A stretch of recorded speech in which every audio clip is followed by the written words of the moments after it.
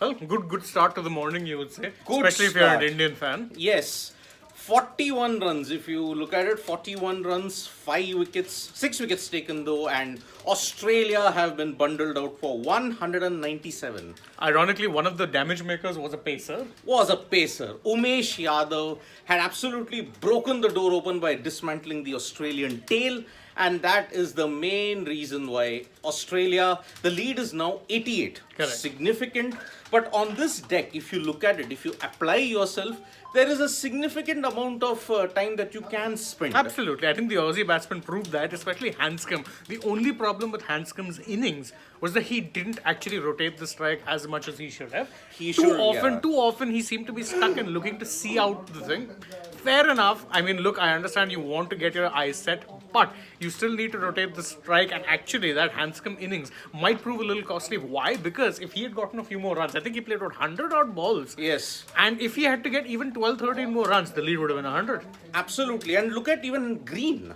Even Green struggled, maybe because at this point in time, you can argue for the fact that the Indian bowlers kept the line absolutely spot on. They didn't give the Australian batsmen too much of width, too much of room. They didn't overpitch, they didn't bowl short enough. And so, that is why Umesh Yadav and Ashwin included. Let us give credit even to Jadeja and Aksar because they dried the runs up and one end. And that is the main reason why you can say that Australia were not allowed to get away. It was simple for Australia to get away. See, they had a lead of 47 going overnight. The last 6 could have contributed about 70, 80. They could have just gone bang, bang. But unfortunately, what has happened now is that Australia could not get going. Plus, it was just day 2. Yeah. How much more would you want to expect? They were not battling for time anyways. Yeah, excellent. So now Australia were caught in a situation whether they should attack or whether they should just stay on the defensive. In the end, I think they were too defensive. They just managed another 41 runs and lost 6 wickets. Correct. And the last 3 wickets, I think, went for 13 odd runs. 13 odd runs. Again, that lower order was coming back. Full credit to Umesh Yadav, though, kept it very, very simple. Stump to stump line. He was angling it in nicely to both Murphy and Stark. And that's actually what got the wicket, because Stark especially kind of stayed on the back foot because he was expecting it to come in. Ball held its line, and the best side for a bowler sent the stumps flying. There was a very interesting anecdote that Rohit Sharma pointed out. Okay, because Green and Stark were tall batters, kind of you would have to say they couldn't crouch low. Exactly. So if you kept it stump to stump on a pitch that's keeping low, yes, you were always going to, there's a chance that you would get some dividends. You would. And see, Umesh Yadav, what happened with the dismissal of Cameron Green? Because it stayed a bit low, not that low, it stayed a bit low, it cut back in also. So Green anyway was on the defensive, it hit this back leg. If it hit his front leg, probably it was missing the stumps. But because it stayed a bit low, it hit his back leg and it was umpire's call. Exactly. And that is why it is a very, very important decision. And this spell by Umesh Yadav will go a long way in limiting the damage slightly. Absolutely, because the way the Aussies were batting, they looked like they were on course for at least 100 odd run lead, if not more. Yes. It looked, especially considering they hadn't lost a wicket for about the first hour, if I'm not wrong. Yeah, they didn't lose a wicket. So you're thinking, okay, anything, and my guess was, I was discussing it with one of our colleagues, was that if they get past the 100 run mark, even though they lost Green, you had Stark on one side and you had Alex Carey on the other side after they lost Green and Hanscom. I said they'll go hell for leather, because anything after 100 is a bonus. If you can get a quick fire 20-30, add 20-30 runs to the thing, 120, 130, man oh man, it would have been a tall task for India to not only overcome that, then set a winning target. But 88, I think India will still fancy the chances somewhat. They are in the game. Yes. So let us make one thing very clear here now. India were already on the defensive when they were bowled out for 109. On this particular deck, day 1. Remember, day 1, all the wickets to the Indians fell to the spinners. Correct. Here, at least Jadeja and Ashwin combined took 7. Umesh Yadav dismantling the tail with his reverse swing delivery. And Shane also, he's done a video on that, it'll be up soon. Yeah. Umesh Yadav, 100 test wickets in India. I think in India, I think he's probably got to be one of those bowlers who, I think he's always been a little bit unlucky that someone or the other is always ahead of him, because in Indian conditions, the guy is a next level beast. He's not been a regular in the team. He's been in and out for the last, 5 years? 5 years. But 100 wickets in India out of the 160 odd that he's gotten. See, you have to understand, Umesh Yadav relies on express reverse swing. Correct.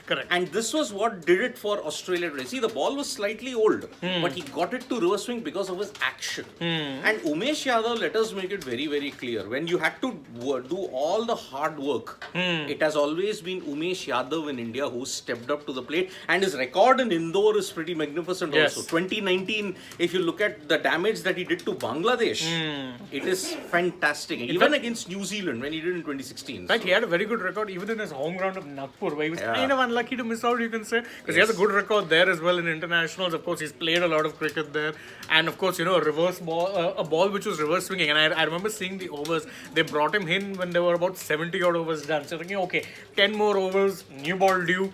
Best time now, throw it to Umesh, see what he can do. Yeah, I mean, see, Umesh Yadav has been very, very unlucky that he's not given a long run in the Sena countries. Agreed. From 2013 onwards to 2015, he was all over the place. He was bowling to the right, bowling to the left. He was spraying a lot of runs. But now, he's gotten control back. And that is the prime reason why I will say that Umesh Yadav is very, very lethal. In a test match circumstance, absolutely. If you have someone who can consistently hit the right areas and then let the ball do the rest, and more importantly, someone like him who can reverse the ball very well for home conditions. Yep. Even if you're looking at the World Test Championship final, I mean, Umesh, Shami, Siraj, it's a very, very potent bowling lineup. Remember, Bumrah is not going to be there for the World Test Championship final because, see, back surgery, if you look at it, you're looking at least a 5-month layoff if you're looking at that option. So I'll be doing a separate video on Jasprit Bumrah. And Sridharan has been saying it from yesterday, repeat of Bangalore 2017. At this point in time, it looks like it. Because see, India in that first innings in 2017 got bowled out for 189. Australia got a lead. But then India bounced back in the second session. They needed 175 to win Australia. Correct. Collapsed and lost by 40 runs with Ashwin taking 6 wickets.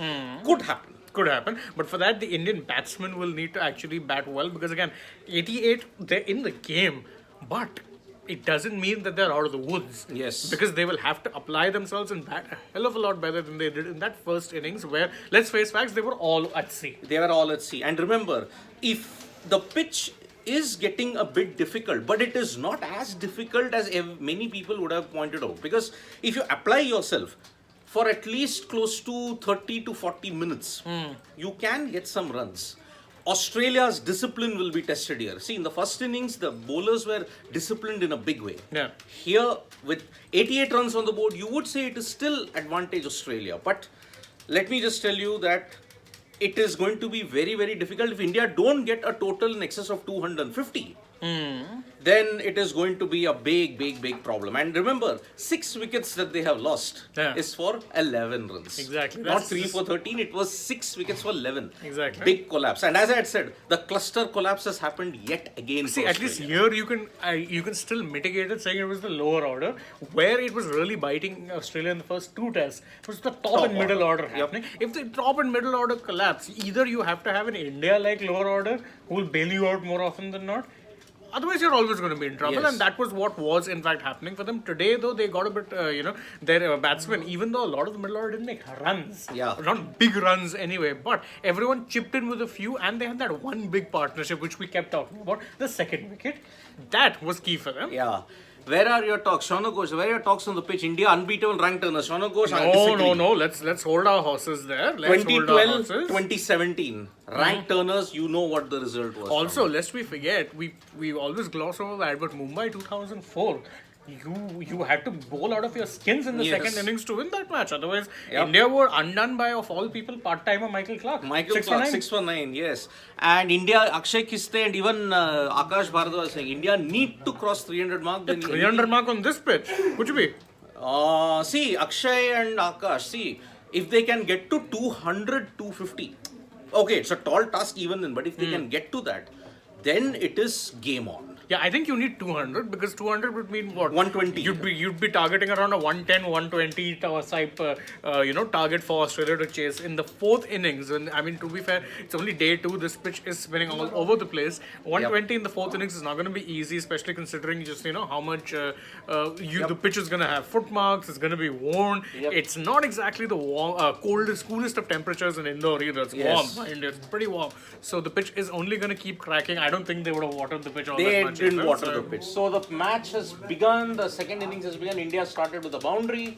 And let's see how it happens. India need 250. At least you need 200 to 250 runs, then it's Max. game on. Yep. If not, you're looking at a repeat. But we'll see soon enough. We'll be joining you guys again for The lunch break break, because yep. 10 odd minutes away. So thank you guys for joining us here. Again, if you enjoy our work, like, share, subscribe, tap the bell, leave us a comment, follow on Twitter, Instagram, Facebook, and download the AajTak app. You can see the boys working hard behind all of us. Show them some love, download the app, and join us again in a few minutes. We'll see you then. Bye bye for now, and Bye bye. Vanakkam.